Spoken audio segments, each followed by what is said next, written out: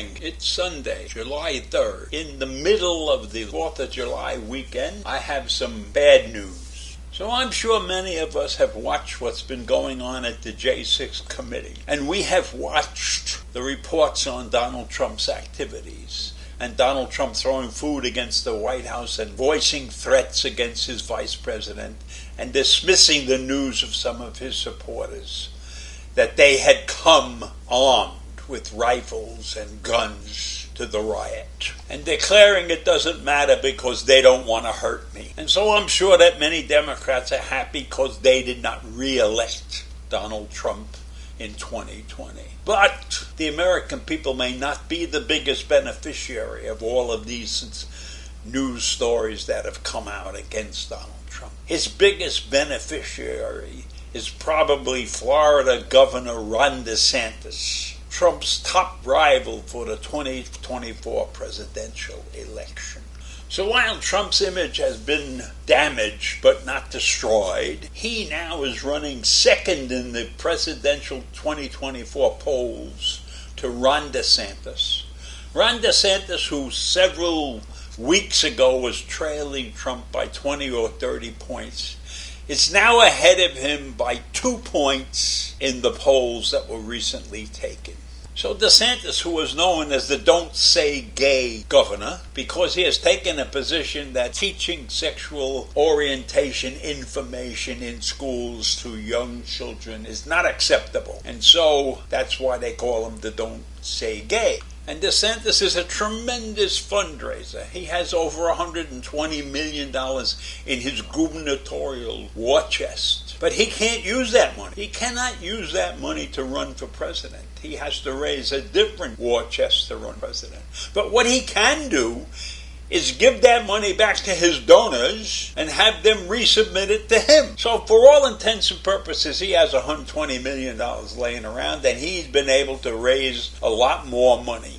So while I don't think he's a great orator, he's a very shrewd politician.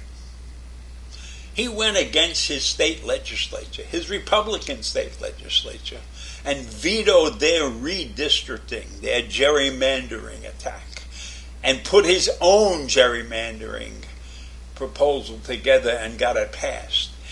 And in his proposal, he eliminated 2 majority black districts and created 4 additional Republican seats. So he's a very shrewd guy. So if some of you are wondering what happened to Vice President Pence, he thought he was going to be a candidate for the presidency, but he's running way behind these 2 guys. He's way behind Trump and DeSantis. He's down at 9% in the polls.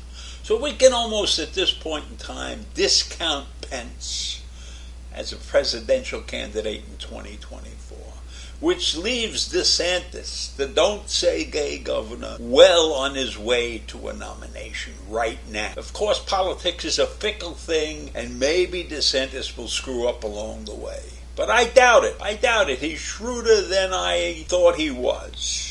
There are still many in Trump's orbit who believe that he is in a stronger position than ever, that the American people are hungry for his leadership. Now, I don't understand that thinking, and I don't understand the thinking of this guy, Taylor Botowich, who uttered those statements, but then he's a Trump spokesman, and he probably lies just as much as his boss lies. So, I don't believe that the American people are hungry for Trump's leadership. I think DeSantis has an edge right now, and that his edge will continue to grow. And these committee hearings, as they overturn more and more dirt, will only increase DeSantis' chance to win the nomination.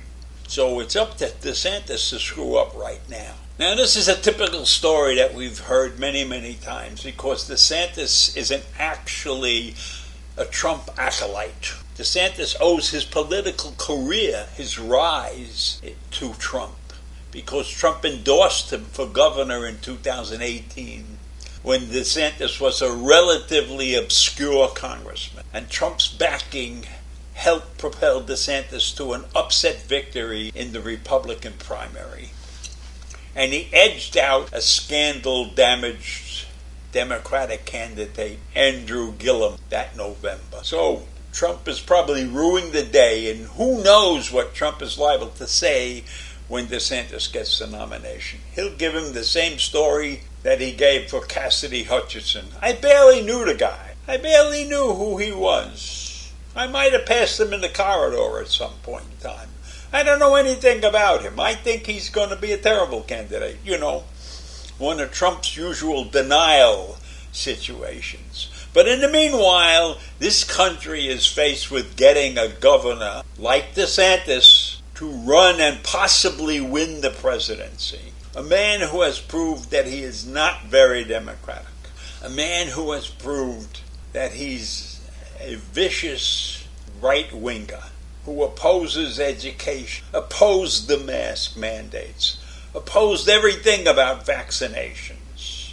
This is a backward individual. And if we have somebody like that on the ticket with a possibility of running and winning, then this country is in worse shape than you could ever imagine. And based upon his shrewdness as a politician, as I've mentioned before, and based upon the performance of the Biden administration, who through no fault of their own has fought with a disaster up to this point, it's quite possible that Ron DeSantis could win the presidential election in 2024 if he gets the nomination. So it's imperative that the Biden administration is able to turn this country around somewhat in the next 2 years. And hopefully we can make a strong comeback in the November 2022 elections. If not, our future looks dim to me. So I thank you again for listening this morning, and I'll see you tomorrow. Bye.